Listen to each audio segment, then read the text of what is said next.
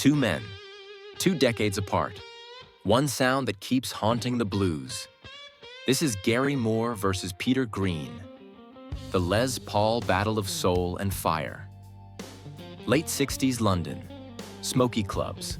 Valve amps glowing, no pedals in sight. A young Peter Green steps on stage with a sunburst Les Paul and changes everything. He doesn't chase speed or volume. He chases feel. Volume rolled back, fingers barely touching the strings. The tone blooms warm and human. He feeds a cranked Marshall Bluesbreaker till it sings. Sometimes a Vox AC30, sometimes a Fender Twin, always just on the edge of breakup. And when he bends a note, it's not just pitch, it's emotion. He plays with his eyes closed, like he's pulling sound out of the air. That was Green's secret weapon, restraint. He didn't play solos. He held conversations with ghosts. He owned a few Les Pauls, bursts, a Goldtop, even a black custom, each chosen for its voice, not its look. But one would make history. The 1959 Les Paul Standard, whose neck pickup magnet was flipped by accident. The Greeny. In the middle position, those out-of-phase humbuckers made the tone hollow, vocal, haunting. A factory mistake turned spiritual. It gave Fleetwood Mac's early records their chill, that eerie cry you can't quite name. Need Your Love So Bad. Albatross. Man of the world, pure tone, no ego. Fast forward 20 years. Different lights, bigger amps, louder crowds. Gary Moore steps up with a Les Paul slung low and fury in his hands. Where Green whispered, Moore shouts. He bends harder, vibrato wide enough to shake a room, sustain stretching past the bar lines. He pushes Marshalls till the tubes scream. JCM 800s, Silver Jubilees, later a Soldano Slow 100 with a Guv'nor or Tube Screamer driving it hot.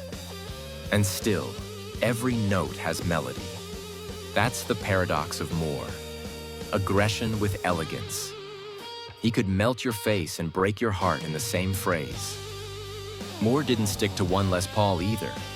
He had bursts, Goldtops, even black customs scarred from years on the road. Each carried a different voice, maple bite, mahogany warmth, heavy sustain. But when he got his hands on Greeny, the circle closed. The same guitar, new decade, new fire. He used that out-of-phase middle position not for subtlety, but for scream. Proof that soul and speed could share the same strings. Now picture them side by side. Green on a dim stage, minimal gear, the amp breathing like an animal. Moore under blinding lights, sweat pouring, every note a punch in the chest. Green's right hand caresses, Moore's attacks. Green's phrasing floats, Moore's burns. One paints in pastels, the other in flame. Yet both speak the same language. Les Paul.